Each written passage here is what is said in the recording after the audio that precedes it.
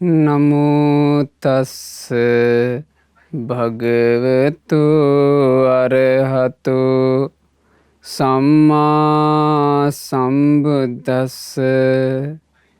ඒ භාග්‍යවත් වූ අරහත් වූ මහා කරුණික වූ සංසාර දුකින් නිදහස් වීම පිණිස පවතින උතුම් වූ ශ්‍රී සද්ධර්මය ලෝකානුකම්පාවෙන් යුතුවම දේශනා කොට වදාළ අපගේ බුදුරජාණන් වහන්සේට නමස්කාර වේවා. සාදු සාදු සාදු.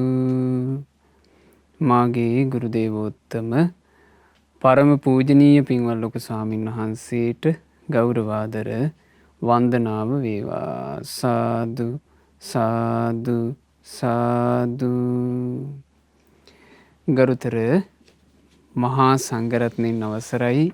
සදහෙවත් වාසනාවන්ත පින්වතුනේ, කුරුවිට බටතොට නොම්බර 179 ලිපිනේ පදිංචි පින්වත් කේ.කේ. ශ්‍රියානී වසන්තා මහත්මිය, ආනන්ද ලයනල් කරුණාරත්න ස්වාමි පුරුෂයා සහ ඒ පවුලේ දූදරුවන් විසින් අද දවසේ මේ උතුම් ධර්මදේශනාවට දායකත්වයන් දරමින් ධර්ම දානමය පින්කම සිදු කරන්නේ. විශේෂයෙන් අද දවසට යෙදෙන ඒ පින්වත් කේ.කේ. ශ්‍රියානී වසන්තා මහත්මියගේ ජන්මදිනය නිමිති කරගෙන එතුමියටත් පවුලේ සියලු දෙනාටත් නිදුක් නිරෝග සුව දීර්ඝායුෂ සම්පත් ලැබීම පිණිසත්, ඒ වගේම සසර පුරාවට උතුම් වූ කල්යාණ මිත්‍ර ඇසුර ලැබීම පිණිසත්, චතුරාර්ය සත්‍ය ධර්මය අවබෝධ කර ගැනීම පිණිසත් මේ සියලු පුණ්‍ය ධර්මයෝ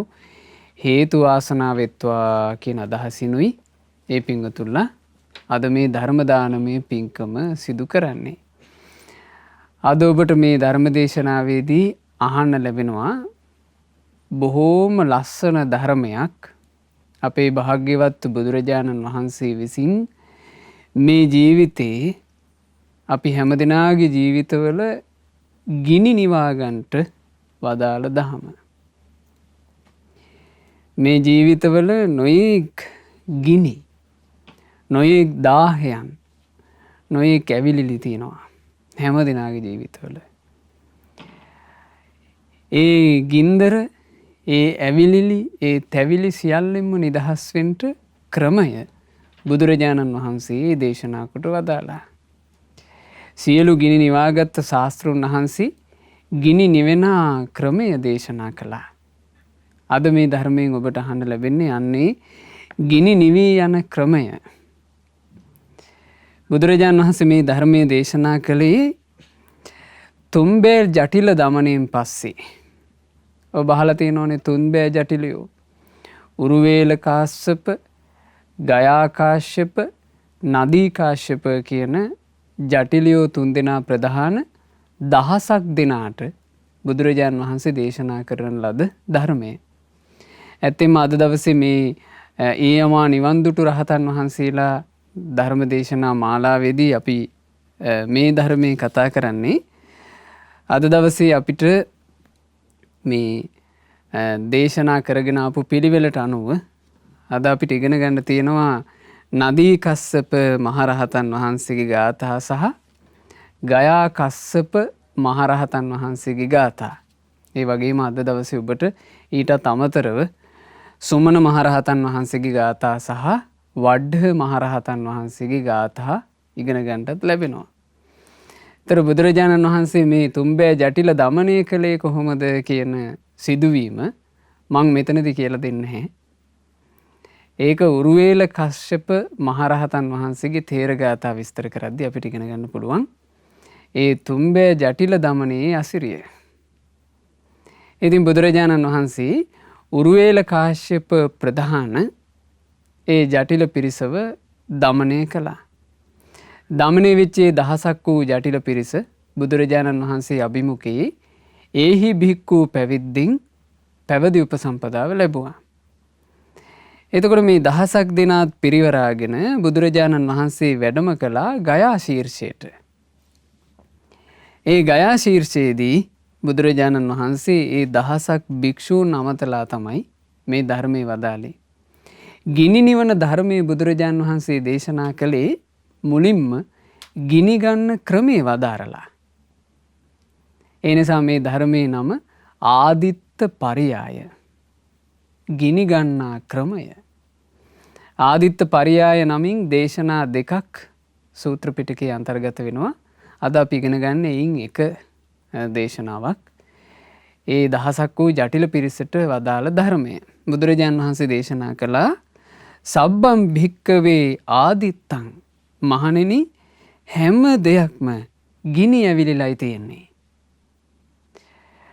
මහණෙනි ගිනි ඇවිලිච්චි හැම දේ කියලා කිව්වේ කුමකටද? චක්කුම් භික්කවේ ආදිත්තං. මහණෙනි ඇස ගිනි ඇවිලිලා තියෙන එකක්. ඇහැ කියන්නේ ඇවිලිච්ච එකක්. කන කියලා කියන්නේ ඇවිලිච්ච එකක්. නාසය කියලා කියන්නේත් ගිනි ඇවිලිච්ච එකක්. දිව කියන්නේත් ගිනි ඇවිලිච්ච එකක්.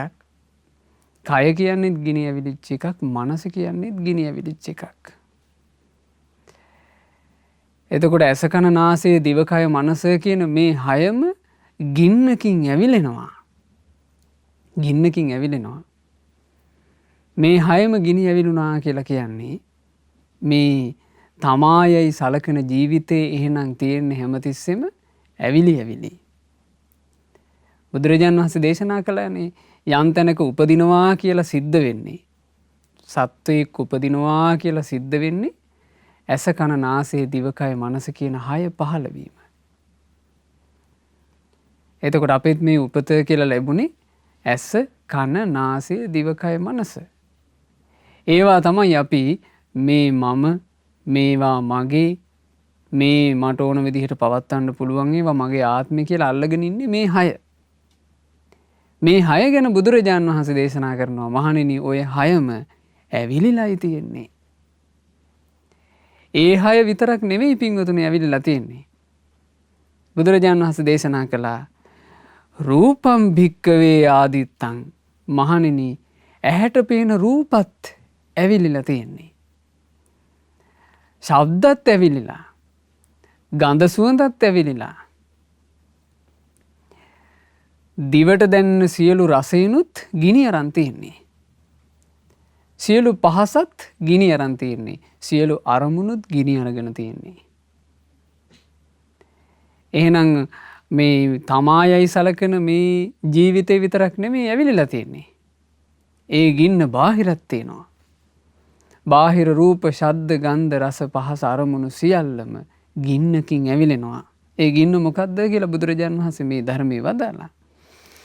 ඊළඟට බුදුරජාණන් වහන්සේ දේශනා කළා චක්කු විඥානං භික්කවේ ආදිත්තං. මහණෙනි ඇසේ විඥාණයද ගිනි ඇවිලගෙන තිබේ. කනේ විඥාණයද ගිනි ඇවිලගෙන තිබේ. නාසයේ විඥාණය, දිවේ විඥාණය, කයේ විඥාණය, මනසේ විඥාණය කියන මේ සය ආකාර වූ විඥාණයම ඇවිලිලා. ගින්නකින් ඇවිලිලා. විඥාණය විතරක් නෙමෙයි ඇවිලිලා තියෙන්නේ. චක්කු සම්පස්සෝ භික්කවේ ආදිත්තෝ. මහණෙනි ඇසේ ස්පර්ශයද ගිනි ඇවිලී තිබේ. දැන් ඇසේ ස්පර්ශය කියලා කිව්වේ මොකද්ද පින්වතුනි? තින්නම් සංගති පස්සෝ. කාරණා තුනක එකතු වීම තමයි ස්පර්ශය. ඒ කාරණා තුන මොකද්ද? ඇසත් රූපයත් ඇසේ විඥානයත් කියන තුන එකතු වුණාම එතෙන්ද කියනවා ඇසේ ස්පර්ශය. දැන් බුදුරජාණන් වහන්සේ දේශනා කළානේ ඇහැ කියන්නේත් ගිනි ඇවිලගත් එකක්. රූපත් ගිනි ඇවිලගත් එකක්. ඇහි විඥානෙත් ගිනි ඇවිලගත් එකක්. ඉතින් ගින්දරම තුනක් එකතු වුණා නම් එතන ගින්නක් මිසක් වෙන මොකුත් තියෙද? වෙන කිසිවක් නැහැ. එතන ගින්නක්.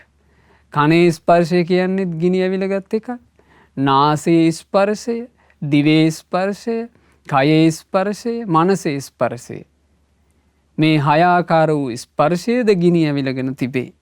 ඊළඟට බුදුරජාණන් වහන්සේ වදාලා මහණෙනි එපමණක්ද නොවේ.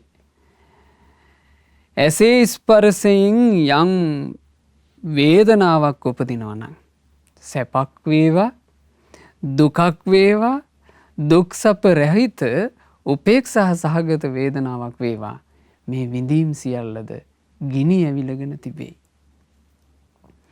ස්පර්ශය මුල් කරගෙන මේ ජීවිතේ අපි නොයෙක් දේ විඳිනවනේ. විඳින හැම එකක්ම ගිනි ඇවිලලා තියෙන්නේ. එතකොට මේකේ ඇවිලිච්චි නැති තැනක් හොයාගන්න නැහැ. ඇවිලිලා. ඔක්කොම ඇවිලිලා. මේ මුළු මහත් ජීවිතේම ඇවිලිලා තියෙන එකක්. ඇවිලුණා කියලා දකින්නේ මොකකින්ද? නුවණින් දකින්නේ.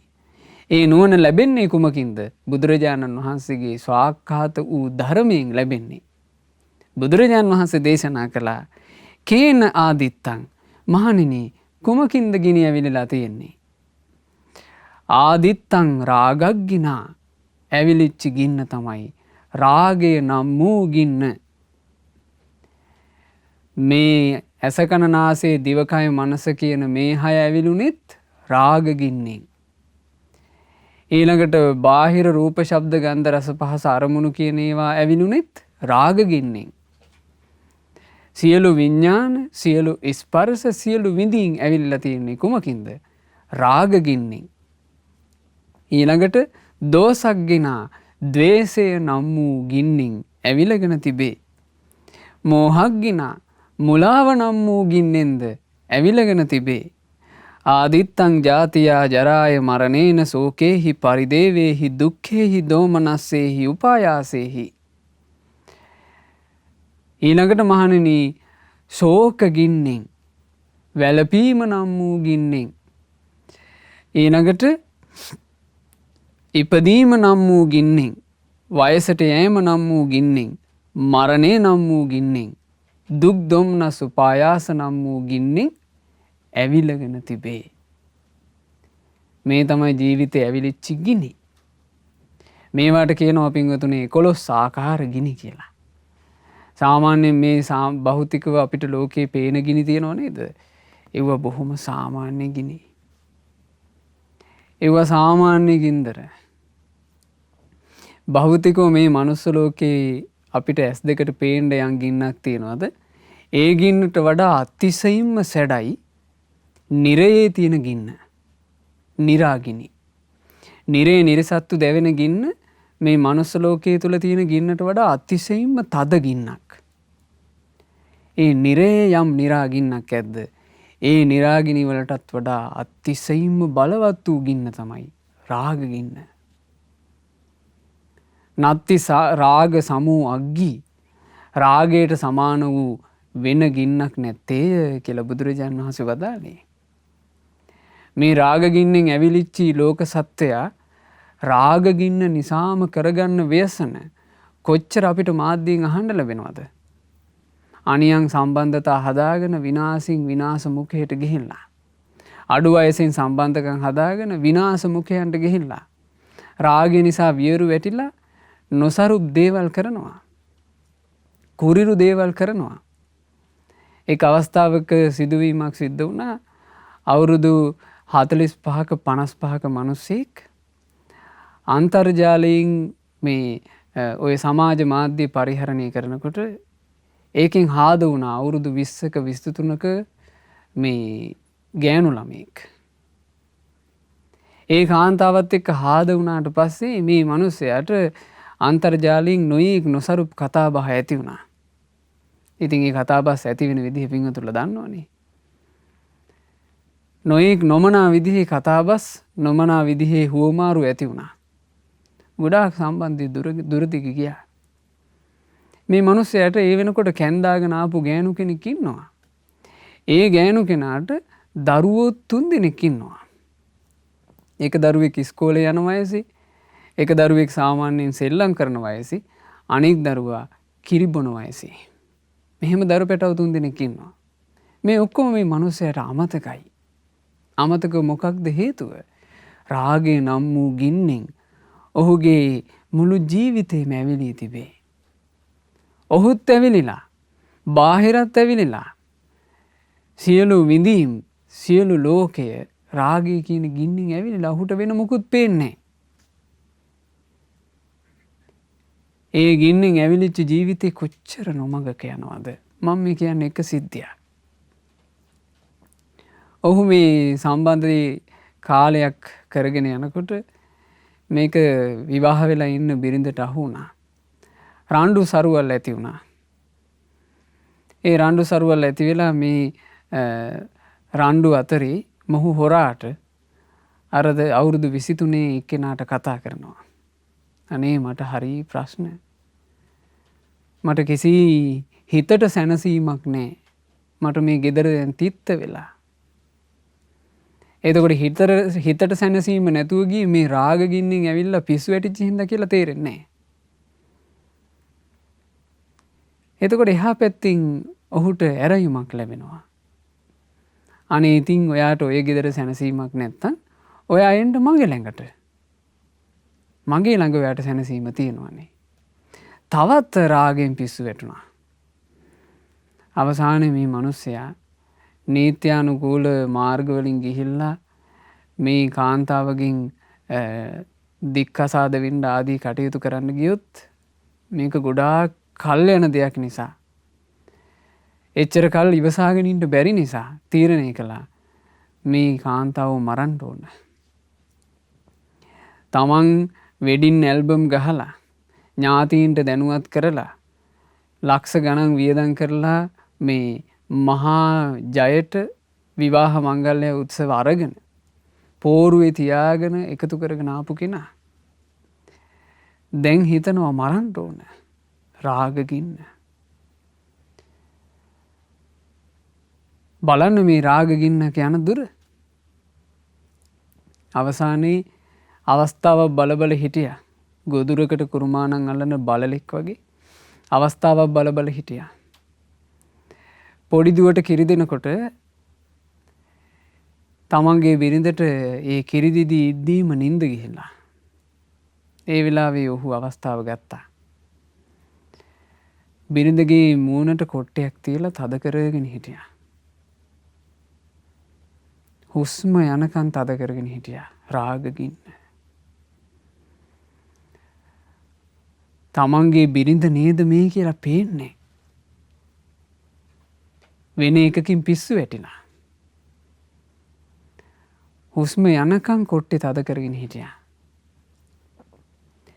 අම්මා මේ මරණයත් එක්ක සටන් කරන හඬ ඒ දඟලන සද්දේ එක දරුවෙකුට ඇහිලා තියෙනවා.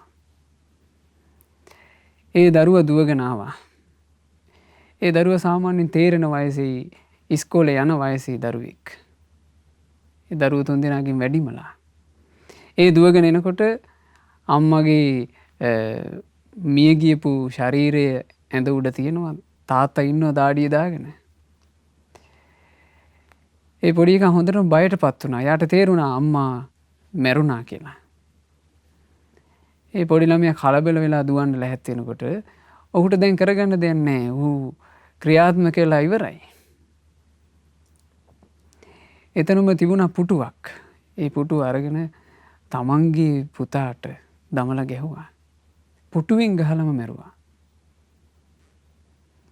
ඒ සද්දය ඇහෙනකොට අනිත් සෙල්ලම් කරන වයසේ දරු පැටිය එතන දුවගෙන ඇවිත් තිනවා. ඒ දරුවවත් ඔහුට ඝාතනය කරන්න සිද්ධ වුණා. අවසානයේ මේක වහන්න ඕන කියලා මේ 3 දෙනාම එක ඇඳකට දාලා පෙට්‍රල් දාලා ගිනි තිබ්බා. ඒ ගින්නට අර තමන්ගේ කිරිබොන වයසේ දරුවත් අහු වුණා. බලන්න මේ ජීවිතවල ව්‍යසන ගිනි රාගය කියන ගින්න ඔය විදිහට ඒ ගින්න සැඩ වෙලා ගියාම ඔය වගේ මහා ව්‍යසන සිද්ධ වෙනවා. මේ ජීවිතය කියන එක ධන නිර්ධන ભેද නැතුව ආගම් ભેද ಜಾති ભેද නැතුව මේ ජීවිතය කියන එක වෙලාගෙන තියෙන ගින්නක් පින්වතුනි. රාගේ නම් වූ ගින්න. සාමාන්‍යයෙන් මේ ලෝකේ තියෙන ගිනි මොනවද? රාග ගින්න ඉස්සරහා. ඊළඟ ගින්න තමයි ද්වේෂය. ඊළඟ ගින්න මෝහය. රාග ද්වේෂ මෝහ කියන ගිනි තුنين ජීවිතේ හැමතිස්සෙම ඇවිලි තියෙනවා. ඒ ඇවිලෙන ASCII තව ගිනි ටිකකින් ඇවිලෙනවා. ඉපදීම නම් වූ ගින්නින්ද ඇවිලේ. ඉපදීම නිසා ගිනි නැද්ද? මේ හැම ගින්නම උපන්න නිසානේ. ඒ නිසා ඉපදීමට මේ ඉපදීම කියන එක ගත්තාම මේක මහම මහ ගින්නක්. රාග ගින්නෙත් ඇවිලෙන්නෙත් ඉපන්න නිසා. ද්වේෂ ගින්නෙන් මෝහ ගින්නෙන් ඇවිලෙන්නෙත් උපන්න නිසා.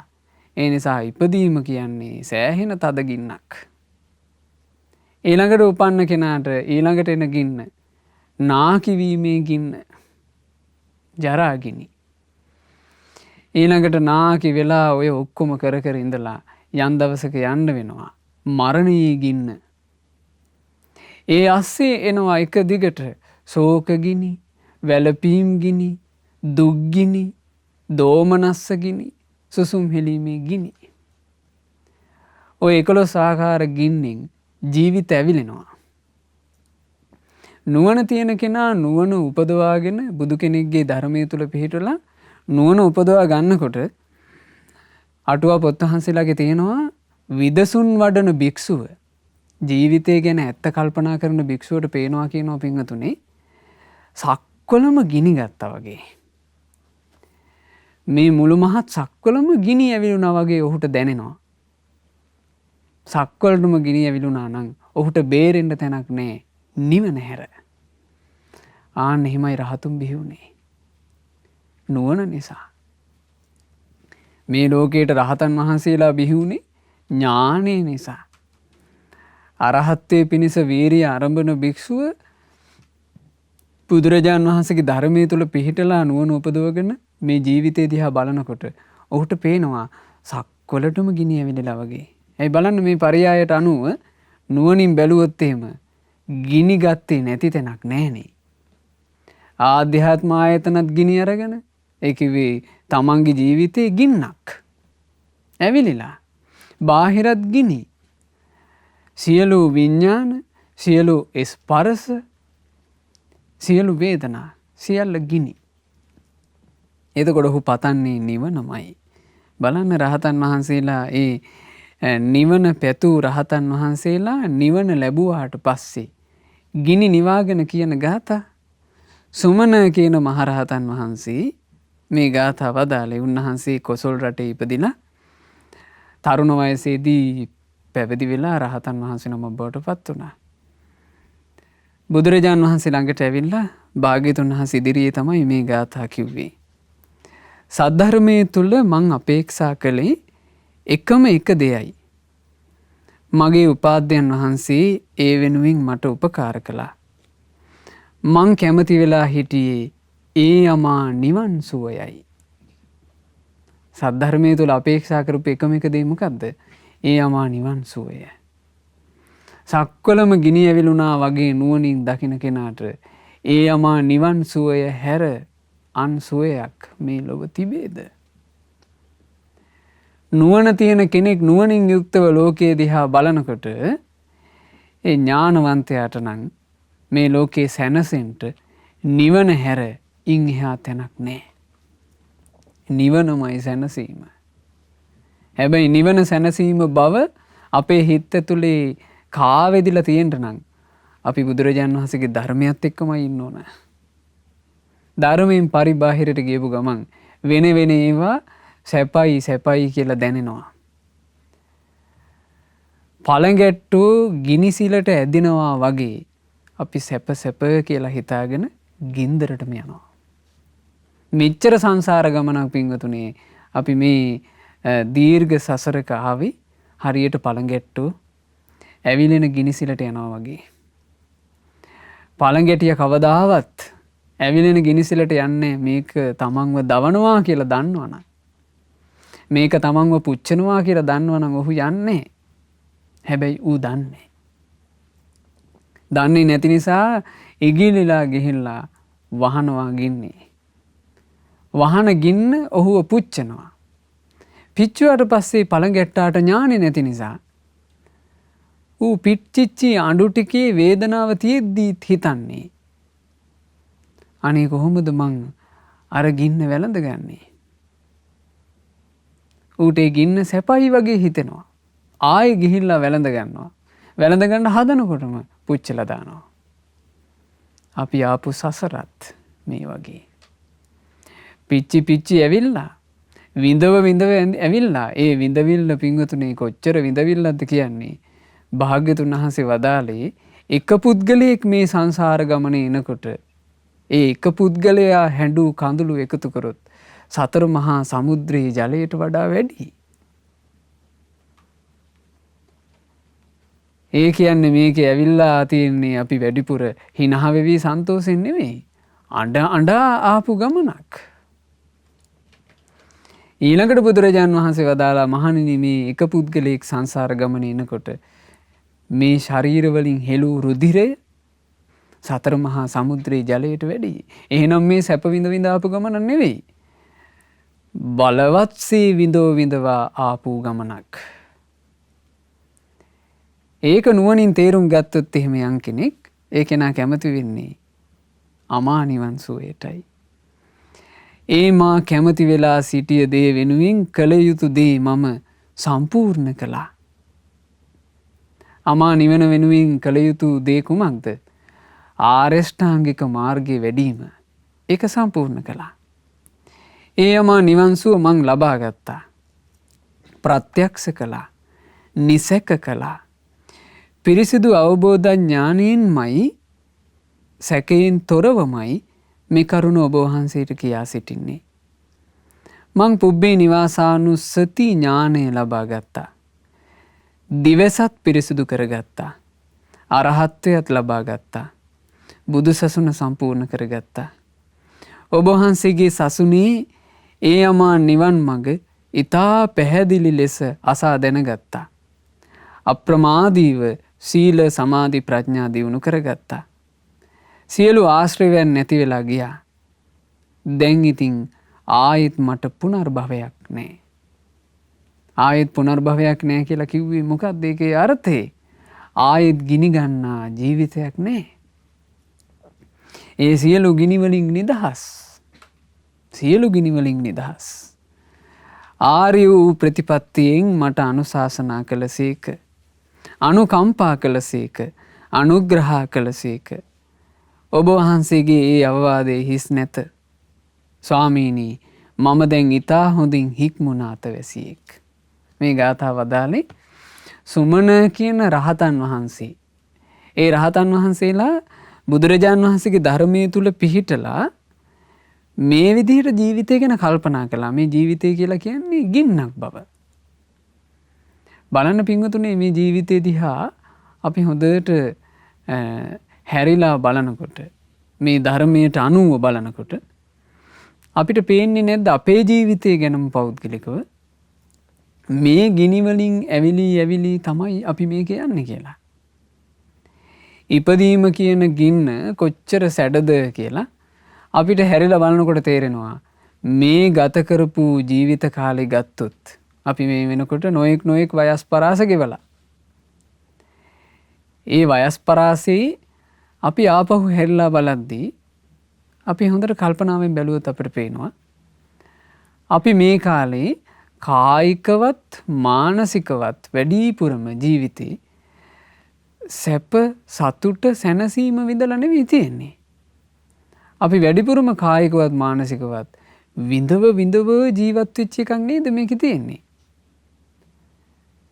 අපිට ඒවා එකක් ගානේ අමතකයි. අමතකුණාට මොකද? ඒ අවස්ථාවේ විඳවා ඇවිල්ලා. මේ සොච්චන් ආයුෂ කාලෙත් අපි කොච්චර විඳවිලිත් එක්කද ගත කරන්නේ. ජාති ගින්න, ඉපදීම නම් මුගින්න. ඒ උපන්න ජීවිතේ අපිට නොදැනීම රෑදවල් ගෙවි ජරාව කියන ගින්නෙන් ඇවිලෙනවා. අපි නාකි වෙනවා. බතක් පිලුණු වෙනවා වගේ අපි නාකි වෙනවා. මලක් පරවිලා යනවා වගේ අපි නාකි වෙනවා. ටික අපේ මේ ශරීරයේ තියෙන වටිනාකම්, ශරීරයේ තියෙන හැකියාවල්, ශරීරයේ තියෙන ශක්තිය නැති වෙවි යනවා.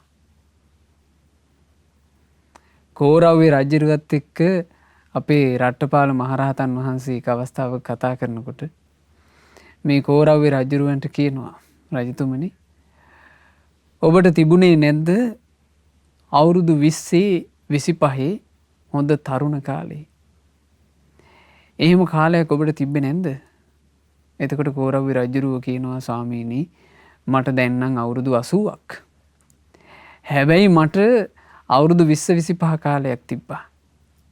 ස්වාමීනි ඒ කාලේ මම කඩුව අතට ගත්තාම මගෙත් එක්ක කඩු හරඹ කරන්න පුළුවන් జగතෙක් මේ ප්‍රදේශේ හිටියේ නෑ. මං දුනු ඊතල අතට ගත්තාම මගෙත් එක්ක ඒ ශිල්පයට දක්ෂයෙක් වෙන හිටියේ නෑ. ස්වාමීනි මම මල්ලෝ පොරවලට පිටියට යනවා. මං පිටියට ගියාම මගේ කාය ශක්තියත් එක්ක පොර බදන්න පුළුවන් జగතෙක් මේ ප්‍රදේශේ හිටියේ නෑ. ස්වාමීනි ওই විදිහට මං මේ අවුරුදු 20 25 කාලේ මේ හොඳ දක්ෂයෙක්. මට මේ ගැන හිතිලා තියෙනවා ඒ කාලේ මගේ කයේ එර්දියක්වත් තිබ්බද? ඒ තරම් මේ ශරීරේ ශක්ති සම්පන්නයි. එහෙම මං කාලයක් හිටියා කිව්වා. ඉතින් රාත්‍රපාල මහරහතන් වහන්සේ අහනවා "ඒ මහරජේ දැන් ඔබට ඒ විදිහේ හැකියාවක් එහෙම තියනවද?" කිව්වා "අනේ ස්වාමීනි මට දැන් අවුරුදු 80යි නොවේ. ස්වාමීනි දැන් මම මේ පය තියලා ඇවිදගෙන යනකොට මට හිතක් උපදිනවා මං අහවල් තැනින් කකුල තියන්න ඕන කියලා. ස්වාමීනි මට මගේ කකුල මට ඕන තැන තියාගන්න බෑනේ. අසවල් තැන තියන්නෙමි කියලා මං කකුල උස්සලා තිබ්බහම තියෙවෙන්නේ වෙන තැනක. ඒ තරම් වාරුනේ මට දැන්. මෙන්න ජරා ගින්න.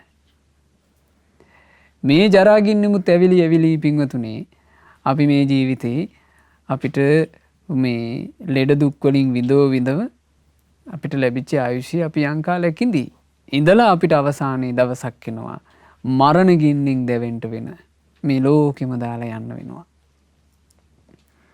ඔය අතරේත් ඔය ජාති ගින්න, ජරා ගින්න, මරණ ගින්න කියන ගිනි අතරේ දැවි අපිට කෙලවරක් නැති විදිහට රාගේ පීඩා එනවා.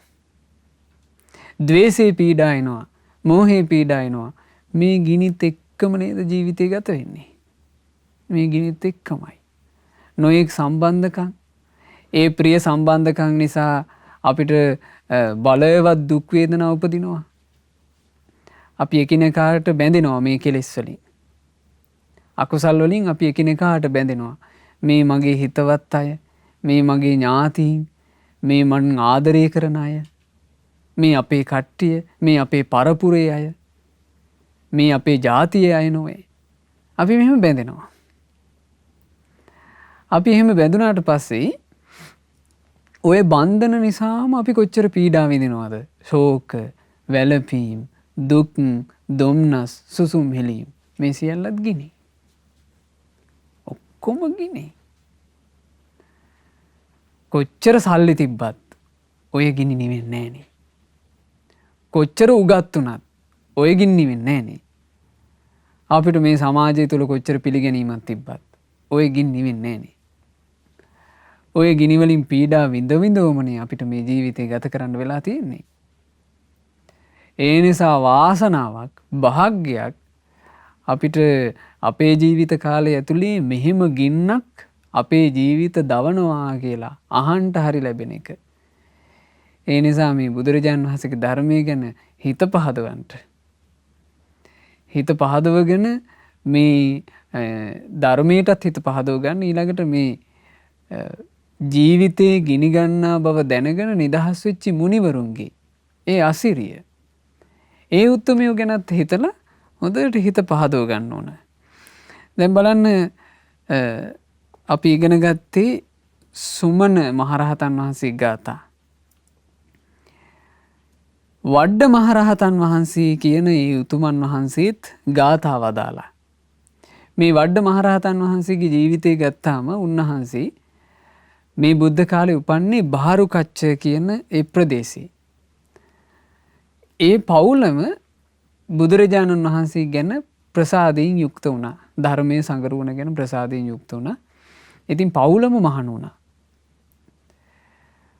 මේ බුදුරජාණන් වහන්සේගේ ධර්මය අහලා අම්මයි තාත්තයි මේ වඩ්ඩ කියන තරුණයයි නැගණියයි ඔක්කොමලා මහාන වුණා. දැන් අම්මා මහාන වෙන්නේ භික්ෂුණීන් වහන්සේලාගේ ආරාමේනේ.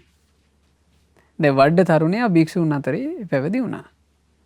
පැවිදි වුණාට හරි අමාරු වුණා කියනවා අම්මා කෙරෙහි තියෙන බැඳීම අතහැර ගන්නට.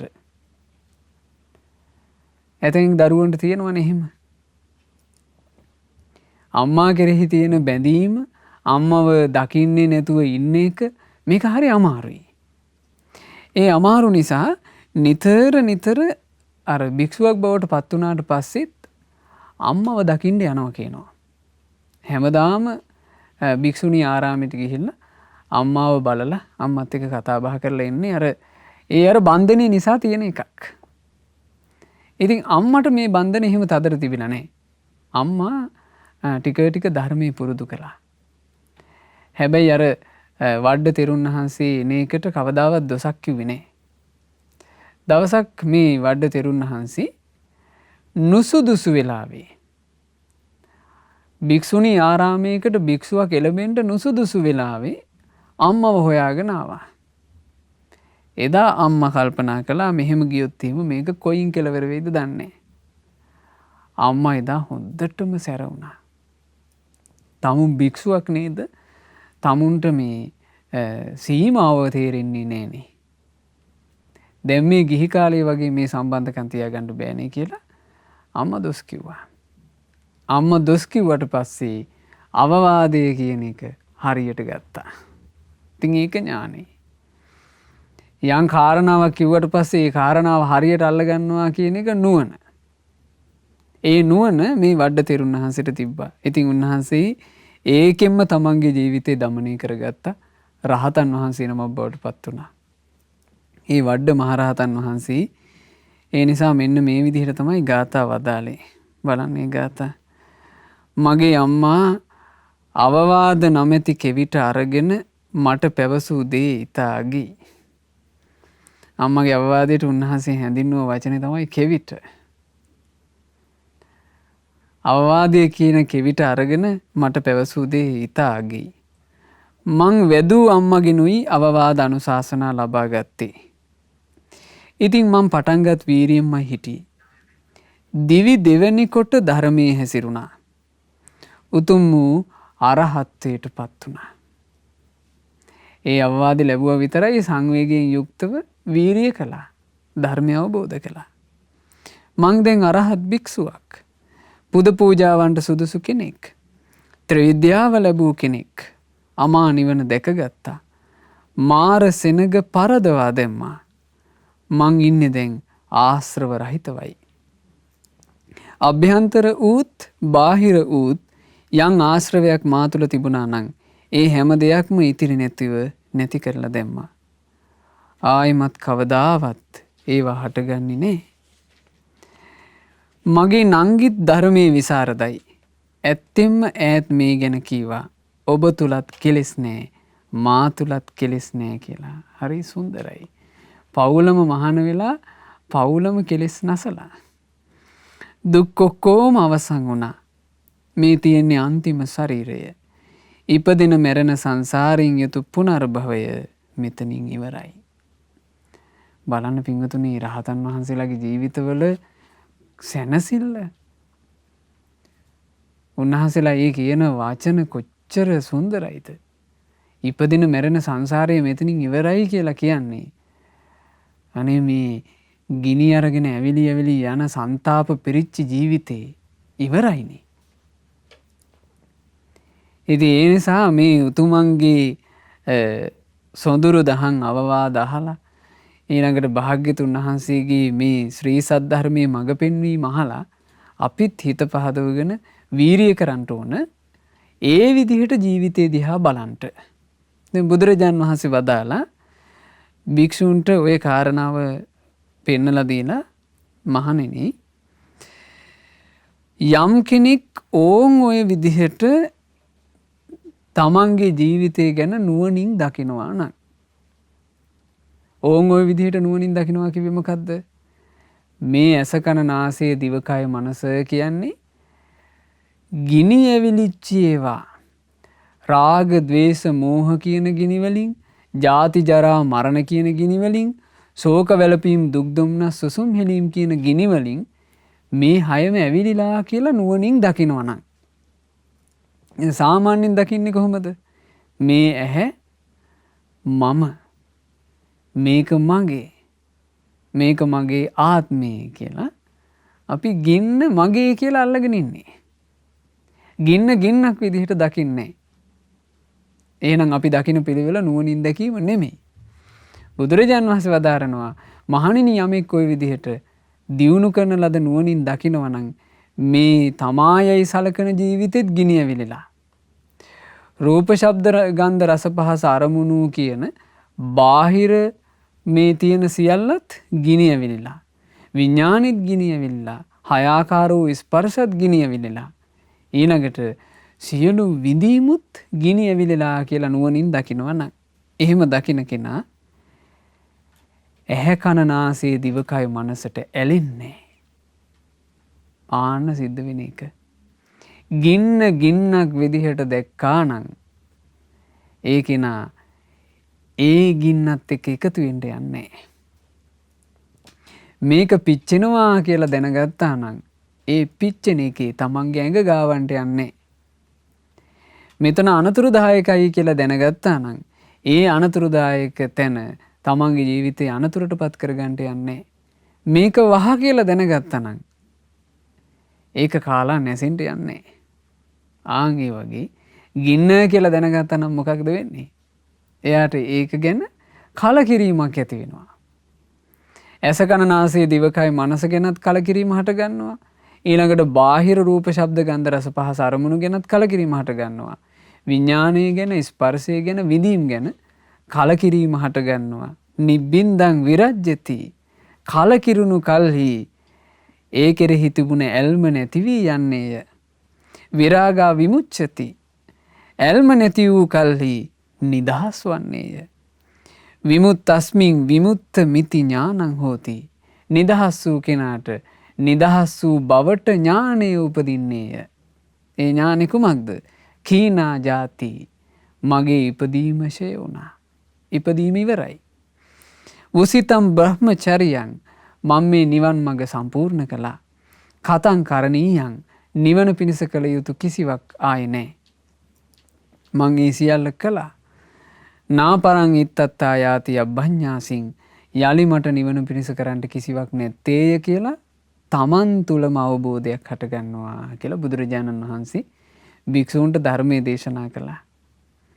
සංසාරේ පින් තිබ්බ මහා නුවණැත්තු දහසක් මේ ධර්මය අහගෙන හිටියේ. ඒ දහසක් දෙනා දැන් මේ දේශනාව අවසානයේ සඳහන් වෙනවා. භාග්‍යතුන් වහන්සේ මේ දේශනේ වදාලා. ඒ භික්ෂුන් වහන්සේලා භාග්‍යතුන් වහන්සේ විසින් වදාන ලද මේ දෙසුම ගැන ඊතා සතුටටපත් වුණා. ඒ සතුටින් පිළිගත්තා. මේ දේශනාව වදාරන කල්හි ඒ දහසක් භික්ෂුන් වහන්සේලාගේ සිත් කිසිවකට නොබැඳී ආශ්‍රවයන්ගෙන් නිදහස් වුණා. රහතන් වහන්සේලා බවට පත් වුණා. බලන්න මේ උතුම් පරියාය අපිට මේ සවම්පත් වලින් මේක අහන්න ලැබීමම කොච්චර පිනක්ද? පින්වන්තයෝ 1000ක් එකම තැන රහතන් වහන්සේලා බවට පත්වෙච්ච ධර්මය ආදිත්ත පරියාය සූත්‍රය. ජීවිතේ ගිනිගන්නා පිළිවෙලට දකින්න ක්‍රමේ. එසේ දැක ගින්නෙන් නිදහස් වන ක්‍රමේ. ඉතින් මේ දේශනාව කොච්චර සාර්ථකද කියන්නේ දහසක් මේ පින්වන්තයන්ගේ ජීවිතවල සියලු ගිනි ඒ මොහොතේම නිවි ගියා. ඒ ගිනි නිවාගත්ත 1000 අතරේ හිටපු රහතන් වහන්සේලා දෙනමක් නදී කස්සප මහරහතන් වහන්සේ සහ ගයා කස්සප මහරහතන් වහන්සේ. ඒ රහතන් වහන්සේලා පස්චිම ජනයාට අනුකම්පා පිණිස මේ ලස්සන ගාථා වදාළේ. නදී කස්සප මහරහතන් වහන්සේ මෙසේ වදාලා. බුදු සමිදානං නේරංජරා ගන්තෙරට වැඩම කළා. ඇත්තෙම උන්වහන්සේ වැඩියේ මගේ යහපතටමයි. උන්වහන්සේගේ ධර්මයේ ඇසීමෙනුයි මං මිත්‍යා දෘෂ්ටිය අත්හැරියේ. ජටිල පිරිසනේ. දැන් මේ නදී කාශ්‍යප ජටිලයා හිටියේ නේරංජරා නදී තීරයට වෙන්න ජටිල ආශ්‍රමය හදාගෙන. ඉතින් බුදුරජාණන් වහන්සේ එතෙන්ට වැඩලා තමයි කියනවා තමන්ගේ මිත්‍යා දෘෂ්ටියෙන් තමන්ව ගලව ගත්තේ. ඉස්සර මං හිටියේ නුවණැසක් නැති අන්ධ බාල පෘථග්ජනෙක් හැටියට. මේක තමයි පිරිසිදු වීමේ මාර්ගය කියලා හිතාගෙන ලොකු කුඩා හැම යාගයක්ම කළා. හැම ගිනි පූජාවක්ම කළා. නුවණැසක් නැතිව අවිද්‍යා සහගතව දෘෂ්ටි වලට හසු වෙලා මං හිටියේ. ඒවාම දැඩි කොට ගත්තා. මුලා වුණා. අසුද්ධ වූ දේ ගැන මට හිතුනේ සුද්ධ දෙයක් හැටියටයි. දැන් මට මේ මිත්‍යා දෘෂ්ටි නැහැ. සෑම භවයක්ම නැති කළා. පුද පූජාවක් ලැබීමට සුදුසු බව නම් වූ ගිනි පූජාව තමයි දැන් කරන්නේ. ඒ ගිනි නිවාගත්ත ජීවිතේ හරි ලස්සනයි. ඒ ගිනි නිවාගත්ත ජීවිතේ අරහත්ත්වයට පත්වෙච්චි උත්තමයන් වහන්සේ මේ ලෝකේ පුද පූජාවන්ට සුදුසුයි. ඉතින් මේ පුද පූජාවන්ට සුදුසු බව කියන ගිනි පූජාව තමයි කියනවා දැන් තමන්ගේ ජීවිතේ තියෙන්නේ. ඒ තථාගතයන් වහන්සේට මම නමස්කාර කරමි. මේ රහතන් වහන්සේලා තමන්ගේ ජීවිතේ හැම ආකාරයෙන්ම සුවපත් කරපු ඒ මහා මුනිంద్రයන් වහන්සේට උන්වහන්සේලා වන්දනා කරනවා. මගේ හැම මෝහයක්ම නැති වෙලා ගියා. භව තණ්හාව නසා දැම්මා. ඉපදින සංසාරේ නැති වුණා. දැන් ඉතින් මට පුනර්භවයක් නැහැ. ඒ නදී කස්සප මහරහතන් වහන්සේ. ඊළඟට ජටිලයන් අතරේ හිටපු ඊළඟ සහෝදර ජටිලයා ගයා කස්සප මහරහතන් වහන්සේ. උන්වහන්සේ මේ විදිහට ගාථාව දාලා. ඉස්සර මං හිමිදිරි පාන්දරත් මහ දවාලටත් සවසටත් මේ විදිහට දවසට 3 වතාවක් ගයාවේ තියෙන ගයා පල්ගූ කියන තොටුපොලින් වතුරට බැස්සා. මේක පින්වතුනි අපිට ලංකාවේ දකින්න ලැබෙන එකක් නෙමෙයි. අදටත් ඔය ඉන්දියාවේ ගංගාවල් වලට බැහැලා පව් හොදනවා කියන එක ඒ ඇතැම් ඍෂි කොට්ටාසයක් කරනවා. ඉතින් මේ ගයා කස්සපයන් වහන්සේත් පැවිද්දට පෙර ඒ ජටිල කාලේ මේක තමයි කර කර ඉඳලා තියෙන්නේ.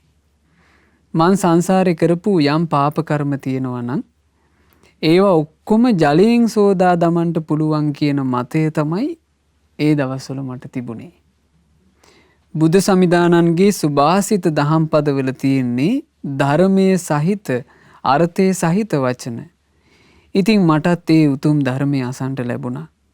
සත්‍ය වූත් යථාර්ථවාදී වූත් ඒ ධර්මයේ අර්ථ නුවණින් ප්‍රත්‍යක්ෂ කරගත්තා.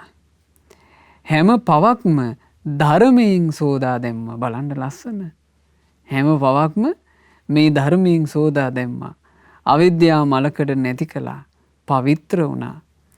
පිරිසිදු බුදු සමිදානන්ගේ පිරිසිදු දායාදේ ලබා ගත්තා. බුදු සමිදානන්ගේ ලයෙහි උපන් පුත්‍රවණක් මම.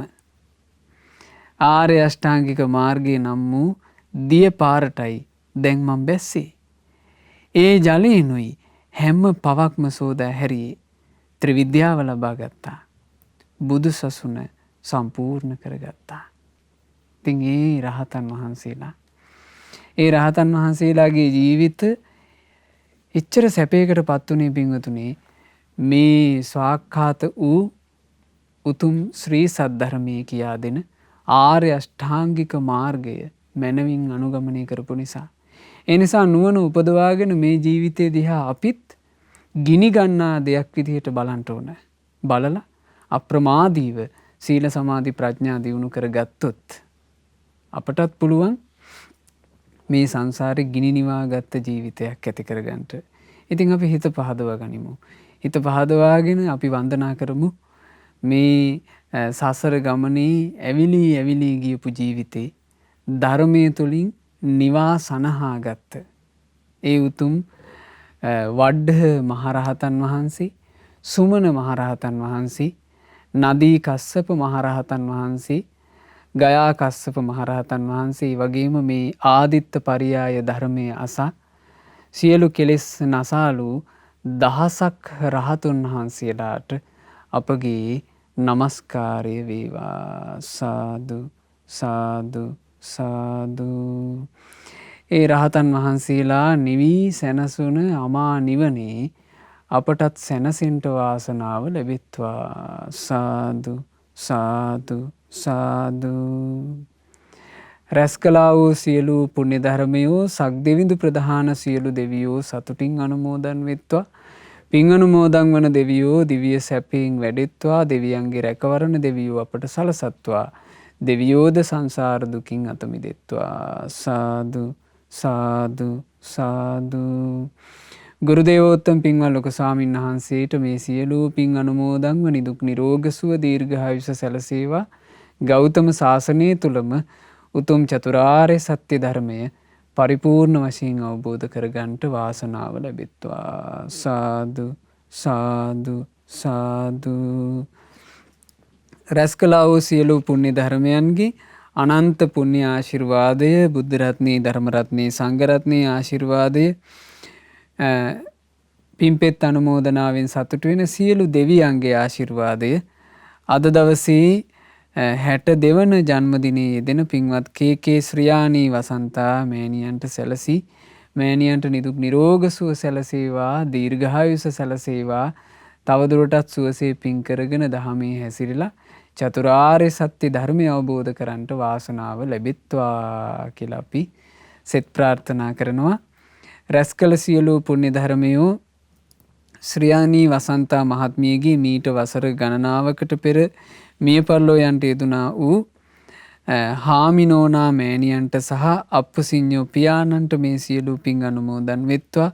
ආනන්ද ලයනල් කරුණාරත්න මහතාගේ නමින් මියගිය ඩිංගිරි මහත්තයා පියාණන්ට මේ සියලුම පුණ්‍ය ධර්මයෝ අනුමෝදන් වෙත්වා අනුමෝදන් වෙත්වා. අද දවසේ මේ ධර්ම දානය සඳහා සහ සම්බන්ධ වුණ උදව් උපකාර කළ සෑම සියලු දෙනාගේ නමින් අනන්ත සසර පුරාවට මියගිය සියලු ඥාතීන්ට පින් අනුමෝදන්ව අපගේ ඥාතීන්ගේ පරලෝ ජීවිත මේ පුණ්‍යානුමෝදනාවෙන් සැපේටම පත්වෙත්වා කියන අදහසින් ඥාතීන්ට පින්පෙත් අනුමෝදනා සිදු කරන්න.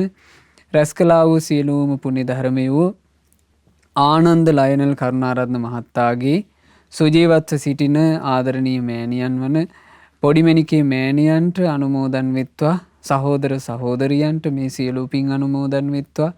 ඥාති හිත මිත්‍රාදීන් සියලු දෙනාට මේ සියලු පුණ්‍ය ධර්මය අනුමෝදන් වෙත්වා.